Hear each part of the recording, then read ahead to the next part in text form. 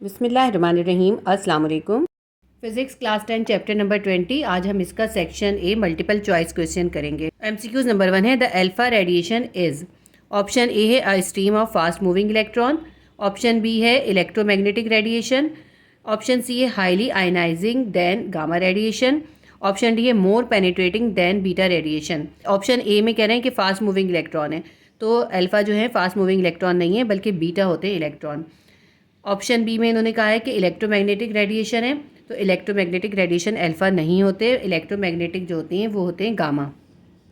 Third point में इन्होंने कहा है कि इनकी आयनाइजेशन जो है वो गामा रेडिएशन से ज़्यादा है, तो यही पॉइंट सही है। अल्फा की जो आयनाइजेशन पावर होती है वो बीटा और गामा दोनों रेस से ज़्यादा होती है। ऑप्शन डी में इन्होंने कहा था कि ये बीटा रेडिएशन से ज़्यादा पेनिट्रेटिंग है, तो ये रॉन्ग है। बीटा जो है अल्फा से ज़्यादा पेनिट्रेटिंग होते हैं। ऑप्शन ए, बी और डी तो रॉन्ग है। ऑप्शन सी ही इसका आंसर ठीक है। The alpha radiation is highly ionising than gamma radiation. Alpha radiation जो है वो गामा रेडिएशन से ज़्यादा आयनाइजिंग होती हैं। एमसीक्यूज नंबर 2 है a radio active nuclide emit a beta particle. एक रेडियो एक्टिव न्यूक्लियाई से बीटा पार्टिकल निकल रहा है। The atomic number proton number of the nucleus, तो उसके एटॉमिक नंबर या प्रोटॉन नंबर में क्या चेंज आएगा। ठीक है, ऑप्शन ए है स्टे द सेम, वो सेम रहेगा। ऑप्शन बी है इंक्रीज बाय 1, उसमें 1 ज़्यादा हो जाएगा, यानी उसमें 1 प्रोटॉन ज़्यादा हो जाएगा। ऑप्शन डी है डिक्रीज बाय 2, उसके 2 प्रोटॉन कम हो जाएंगे। ऑप्शन डी है डिक्रीज बाय 4, उसके जो है 4 प्रोटॉन कम हो जाएंगे, या एटॉमिक नंबर जो है वो 4 कम हो जाएगा। जब किसी रेडियो एक्टिव न्यूक्लाइड से बीटा पार्टिकल इमिट्स होती हैं तो उसका जो एटॉमिक नंबर या कहें प्रोटॉन नंबर जो होता है वो उसमें 1 ज़्यादा हो जाता है, तो हम लगाएंगे option be increase by 1। Third हमारे पास है a radioactive element emit a particle from the nucleus of one of its atom. एक रेडियो एक्टिव एलिमेंट है जो कि एक पार्टिकल अपने एटम से इमिट कर रहा है। The particle comprises 2 proton and 2 neutron. उस पार्टिकल के साथ जो है 2 प्रोटॉन और 2 न्यूट्रॉन भी इमिट हो रहे हैं। The name of this process called, तो इसको हम कौन सा प्रोसेस कहेंगे। ऑप्शन ए है अल्फा इमिजन, अल्फा का इमिजन कहेंगे। Option B beta emission. Option C है गामा इमिजन और ऑप्शन डी है न्यूक्लियर फिजन। किसी रेडियो एक्टिव एलिमेंट में से अल्फा पार्टिकल इमिट होते हैं या अल्फा का डिके होता है, उसके अंदर से 2 प्रोटॉन और 2 न्यूट्रॉन भी जो होते हैं वो इमिट होते हैं, तो इसमें हम आंसर आ गया हमारे पास ऑप्शन ए अल्फा इमिजन। क्योंकि इसमें इन्होंने कहा है कि इस रेडियो एक्टिव एलिमेंट में से जब कोई पार्टिकल निकल रहा है तो उसके साथ 2 प्रोटॉन और 2 न्यूट्रॉन भी इमिट हो रहे हैं, तो ऐसा जो है ये अल्फा इमिजन में होता है, अल्फा डिके में या अल्फा इमिजन में होता है, तो ऑप्शन ए अल्फा इमिजन हम आंसर लगाएंगे। एमसीक्यूज नंबर 4 है a radioactive decay can be represented as shown Pa91 233 gives uranium 92 233 plus dash. The emitted particle is an आ। तो ये कहते हैं कि एक ये रिएक्शन हो रहा है जिसमें Pa से जो है यूरेनियम 92 233 बन रहा है। आपको ये बताना है कि इस डिके के बाद जो है कौन सा पार्टिकल इसके अंदर रिलीज हो रहा है। ऑप्शन ए है gamma ray, gamma ray emit होगी। ऑप्शन बी है प्रोटॉन इमिट होगा। ऑप्शन सी है अल्फा पार्टिकल इमिट होगा। ऑप्शन डी है बीटा पार्टिकल इमिट होगा। देखें इस रिएक्शन के अंदर आप ये देखें 91 जो था इसका एटॉमिक नंबर था, और जब इस रिएक्शन के बाद क्या हो गया 92 एटॉमिक नंबर हो गया। अभी अभी हमने पढ़ा है कि जब बीटा पार्टिकल किसी रेडियो एक्टिव सब्सटेंस से इमिट होते हैं तो उसके प्रोटॉन नंबर या एटॉमिक नंबर जो है वो एक उसमें ज़्यादा हो जाता है। अब देखें इसका प्रोटॉन नंबर 91 था और यहाँ पे कितना हो गया 92 हो गया, तो इसका मतलब है इसमें से कौन सी रेडिएशन हो रही है, इसमें से बीटा रेडिएशन हो रही है या बीटा पार्टिकल इमिट हो रहे हैं, तो हमें इसका आंसर हम लिखेंगे option D beta particle. MCQs number 5 है the type of radiation that travels in a straight line across an electric field is a an. तो इलेक्ट्रिक फील्ड के अंदर जो रेडिएशंस स्ट्रेट लाइन में चली जाती हैं यानी कि डिफ्लेक्ट नहीं होती, वो कौन सी हैं। ऑप्शन ए है प्रोटॉन होते हैं। ऑप्शन बी है इलेक्ट्रॉन होते हैं। ऑप्शन सी है अल्फा पार्टिकल होते हैं और ऑप्शन डी है गामा रेज होती हैं। ऑप्शन डी इसका आंसर है गामा रेज। गामा रेज ही इलेक्ट्रिक फील्ड के अंदर डिफ्लेक्ट नहीं होती क्योंकि उनके ऊपर कोई चार्ज नहीं होता। एमसीक्यूज नंबर 6 है a powder contain 100 milligram of a radio active material that emit alpha particle. एक रेडियो एक्टिव मटेरियल है 100 मिलीग्राम का, इसमें से अल्फा पार्टिकल इमिट हो रहे हैं। The half life of the isotope is 5 days. तो ये जो रेडियो एक्टिव मटेरियल है इसकी हाफ लाइफ है 5 days. The mass of isotope that remain after 10 day will be. तो आपको ये बताना है कि 10 दिन के बाद जो है उसका कितना मास बचेगा। देखिए इसमें जो है ना इस क्वेश्चन में बहुत ज़्यादा कैलकुलेशन में जाने की ज़रूरत नहीं है, मैं आपको बहुत इसका ईजी सा तरीका बताती हूँ। देखिए 100 मिलीग्राम है ना, और 5 डेज़ की, और उनकी हाफ लाइफ बताइए 5 डेज़, यानी 5 दिन के बाद ये 100 मिलीग्राम जो होगा वो हाफ हो जाएगा। हाफ लाइफ का मतलब है कि उसकी क्वांटिटी हाफ रह जाएगी। तो 100 मिलीग्राम है, उसको हम हाफ कर दें तो कितना हो जाएगा, 100 डिवाइडेड बाई 2 करें, 50 मिलीग्राम बचेगा। ठीक है, 100 मिलीग्राम से 50 मिलीग्राम हो जाएगा 5 डेज़ के बाद। और इन्होंने हमसे पूछा 10 डेज़ के बाद कितना होगा, तो 10 डेज़ का मतलब ये हुआ कि हम इस 50 को एक बार और 2 से डिवाइड कर दें, हाफ कर दें। अभी तो 5 दिन के अंदर 50 मिलीग्राम बचा है, तो फिर 10 दिन के अंदर यानी मज़ीद 5 दिन के बाद 50 का भी हाफ हो जाएगा ना। तो हम इसको अगर 50 को डिवाइड करें तो कितना बच जाएगा हमारे पास, 25। तो 50 मिलीग्राम को जब हम हाफ करते हैं तो 50 को 2 से डिवाइड करें तो क्या आ जाएगा हमारे पास, 25 मिलीग्राम। यानी कि अगर 100 मिलीग्राम का हमारे पास रेडियो एक्टिव सब्सटेंस है और उसकी हाफ लाइफ 5 डेज़ है, तो 5 दिन के बाद तो वो 50 मिलीग्राम रह जाएगा, और 10 डेज़ के बाद कितना रह जाएगा, 25 मिलीग्राम। तो इसका आंसर क्या आएगा हमारे पास, 25 मिलीग्राम। तो इसको बहुत लंबी कैलकुलेशन से करने की ज़रूरत नहीं है। इसका ऑप्शन ए दिया था 0 मिलीग्राम, ऑप्शन बी था 25 मिलीग्राम, ऑप्शन सी था 50 मिलीग्राम और ऑप्शन डी था 75 मिलीग्राम। तो इसका आंसर हम लगाएंगे 25 मिलीग्राम। MCQs नंबर 7 है, the main source of energy in the star is. जो स्टार्स हैं उनके अंदर जो है मेन सोर्स ऑफ एनर्जी क्या है। ऑप्शन ए है केमिकल रिएक्शन, जो केमिकल रिएक्शन है।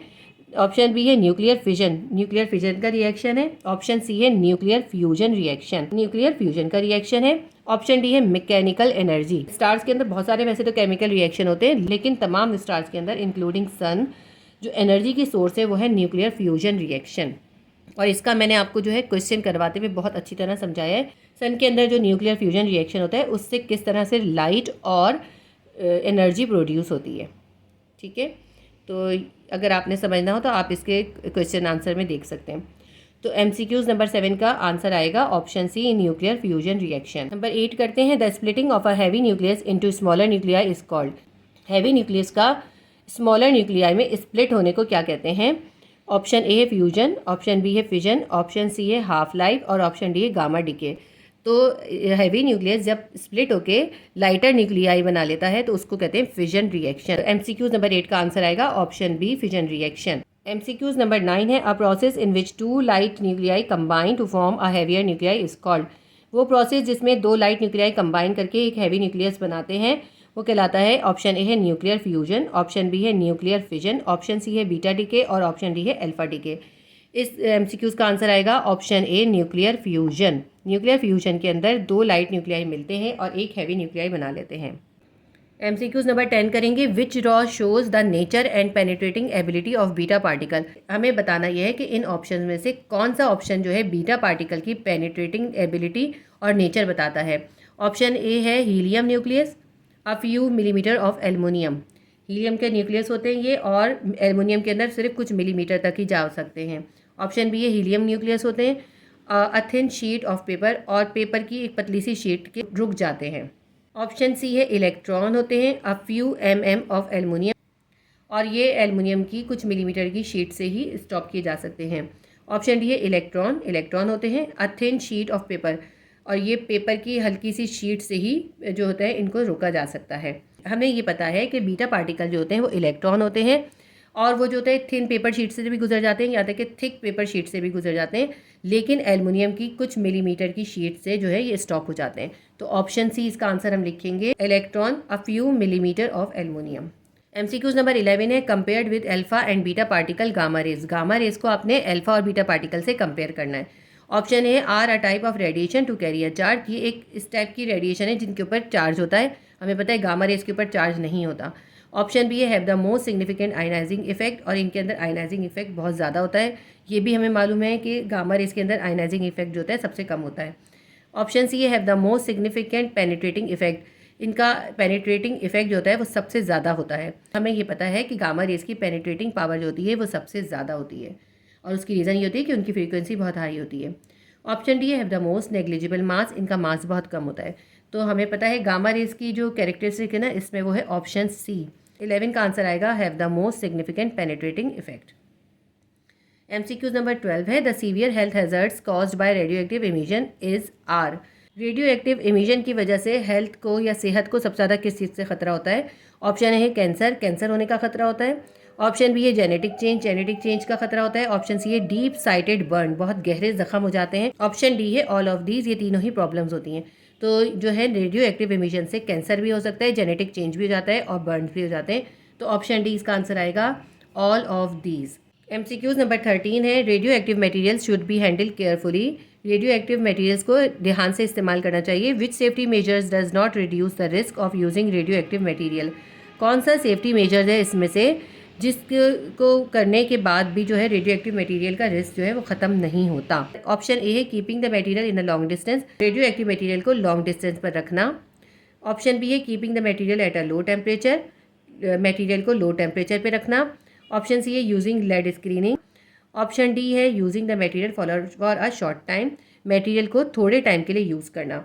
तो इन्होंने हमसे पूछा था इनमें से कौन सा सेफ्टी मेजर्स लेने से जो है कोई फ़र्क नहीं पड़ता रेडियो एक्टिव मटेरियल को। इसका आंसर जो है हम लगाएंगे keeping the material at a low temperature. Option B इसका आंसर आएगा, keeping the material at a low temperature, क्योंकि मटेरियल को लो टेम्परेचर पे रखने से जो है रेडियो एक्टिव रेस का रिस्क जो होता है वो कम नहीं होता।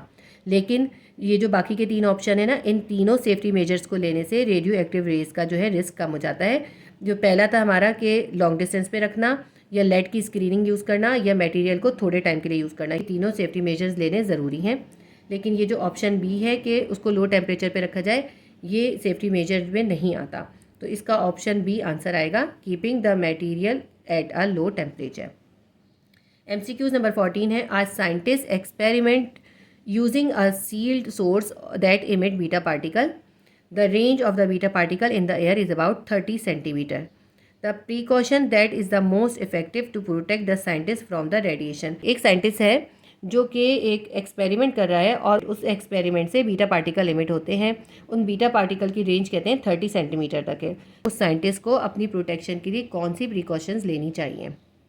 ऑप्शन ए है, handling the source with long tong, वो रेडियो एक्टिव सोर्स को हैंडल करते हुए लंबे चिमटे या टोंग्स यूज़ करें। ऑप्शन बी है, keeping the temperature of the source low, source का टेम्परेचर लो रखे, तो इससे तो कोई फ़र्क पड़ता नहीं है, ठीक है। ऑप्शन बी है, open all Windows in the laboratory, laboratory की विंडोज़ खोल दे। ऑप्शन डी है, washing his hand before leaving the laboratory, laboratory से बाहर निकलते हुए हाथ धोए। इसका आंसर जो है हम ऑप्शन ए लगाएंगे कि वो जब इस रेडियो एक्टिव सब्सटेंस को यूज़ कर रहा हो तो वो लॉन्ग टोंग यूज़ करे। तो ऑप्शन ए इसका आंसर आएगा। MCQs नंबर 15 है, the safety way to dispose of a large quantity of radioactive waste is, बड़ी क्वांटिटी में रेडियो एक्टिव वेस्ट को डिस्पोज करने का सबसे सेफेस्ट तरीका कौन सा है। ऑप्शन ए है, बरीइंग it in a dry rock deep underground, इसको एक खुशक बहुत गहरी चट्टान के नीचे दबा दिया जाए। ऑप्शन बी है, washing it in the drain, उसको ड्रेन में बहा दिया जाए। ऑप्शन सी है, बर्निंग इट ऑन फायर, उसको आग लगा दी जाए। ऑप्शन डी है, ड्रेनिंग इट इनटू द सी, उसको समंदर में बहा दिया जाए। तो देखें, समंदर में बहाने से भी समंदरी जो मखलूक़ात हैं उनको नुकसान पहुंचेगा, हवा में जलाने से भी बहुत टॉक्सिक इफेक्ट पैदा होंगे, और उसको ड्रेन में बहा देना भी खतरनाक होगा। रेडियो एक्टिव वेस्ट को डिस्पोज करने का जो सबसे बेहतर तरीका है वो है option A, बरीइंग it in a dry rock deep underground, उस वेस्ट को बहुत गहरी चट्टान के नीचे दबा दिया जाए। इसके साथ ही आपके MCQs ख़त्म हो गए। उम्मीद करती हूँ आपके लिए हेल्पफुल रहा होगा। Please do like, share and subscribe my channel. अल्लाह हाफिज़।